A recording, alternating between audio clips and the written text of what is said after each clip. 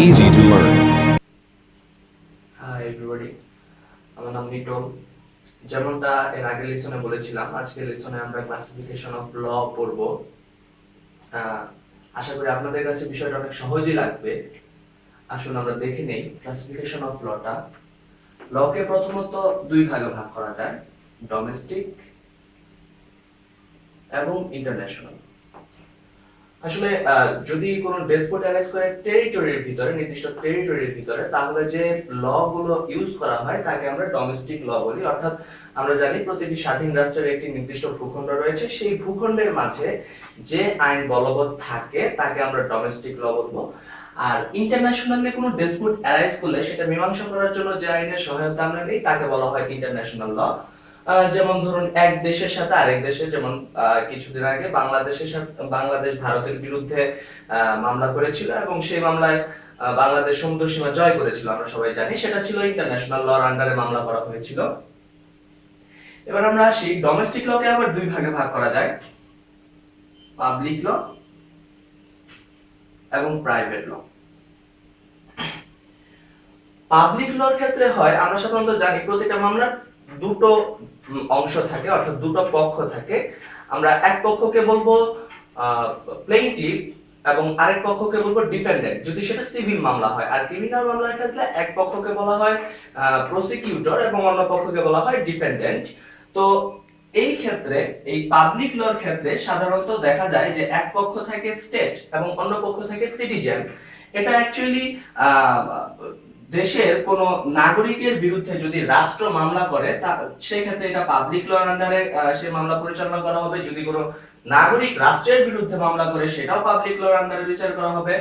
এবং এই পাবলিক লর মাধ্যমে স্টেট তার বিভিন্ন অর্গানের ফাংশনিং গুলোকে নিয়ন্ত্রণ করে থাকে এই পাবলিক লর মাধ্যমে। আর প্রাইভেট লতে দুপক্ষ থাকবে হলো সিভিল, অর্থাৎ সিটিজেন থাকবে। অর্থাৎ দুইজন নাগরিকের মাঝে যদি কোনো ডিসপুট অ্যারাইজ করে, তাহলে আমরা সিভিল লর মাধ্যমে সেটা মীমাংসা করার চেষ্টা করব।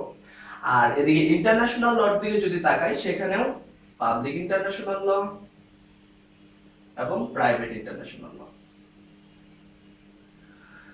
পাবলিক ইন্টারন্যাশনাল লর ক্ষেত্রে দেখা যায় সাধারণত স্টেট ভার্সেস স্টেট হতে পারে মামলাগুলো, অথবা state of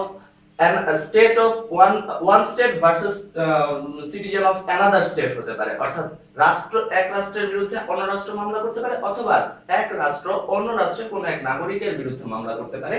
R private international লর ক্ষেত্রে দেখা যায় যে এক স্টেটের একজন সিটিজেন অন্য একজন সিটিজেনের বিরুদ্ধে যদি মামলা করে, তাহলে সেটা প্রাইভেট ইন্টারন্যাশনাল লর আন্ডারে সেই মামলার নিষ্পত্তি করা হবে।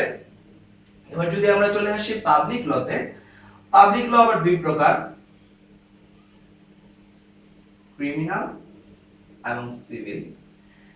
ক্রিমিনাল ল হচ্ছে মূলত যদি স্টেট আইন করে বলে দেয় কোনো কাজকে যে সেটা ক্রাইম, এবং কেউ যদি সেটা করে, তাহলে সেটা ক্রিমিনাল লর আন্ডারে মামলা করা হবে এবং তার বিচার করা হবে ক্রিমিনাল লর আন্ডারে।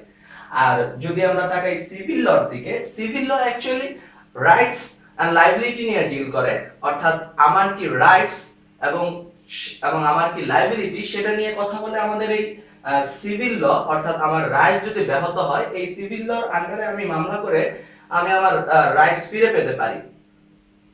এবং এই ক্ষেত্রে সাধারণত দেখা যায় যে যদি আমি লায়াবিলিটি যেটা আমার, সেটা যদি আমি করতে ব্যর্থ হই, তাহলে আদালত আমাদের নির্দেশ দেয় আমাদের লায়াবিলিটিটা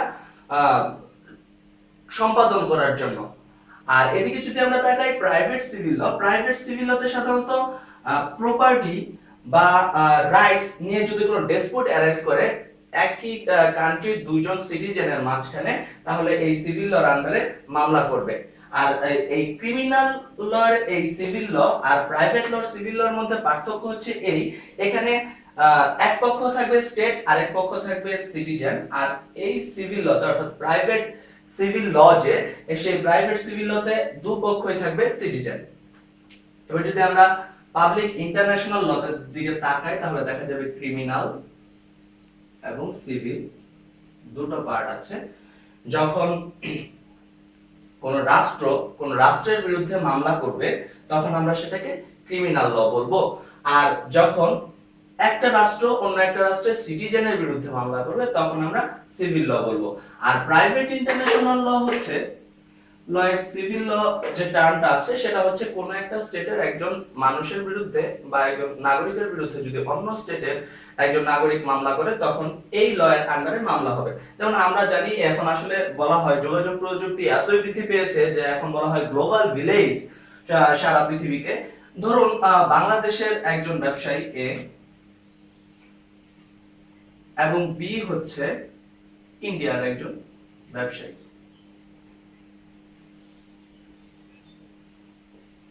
তাদের মধ্যে চুক্তি হয়েছে, অবশ্যই ব্যবসা করলে চুক্তি করতেই হবে, এবং তাদের মাঝে কেউ চুক্তি ভাঙলো তাহলে তারা যে আইনের আওতায় তারা রেমেডিটা পাবে সেটা হচ্ছে পাবলিক ইন্টারন্যাশনাল সিভিল ল।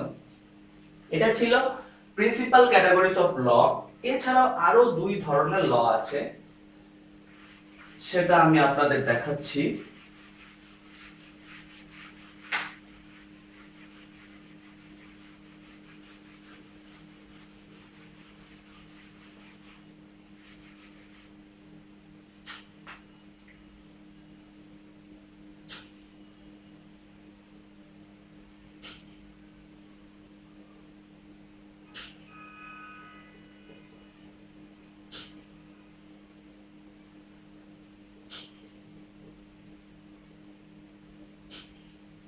হ্যাঁ, সাবস্টেন্টিভ আর প্রসিডিউরাল, এই দুটো টার্ম নিয়ে আমি এর আগের ক্লাসে আলোচনা করেছিলাম। এই ক্লাসে আপনাদের সুবিধার্থে আরো একবার আলোচনা করছি।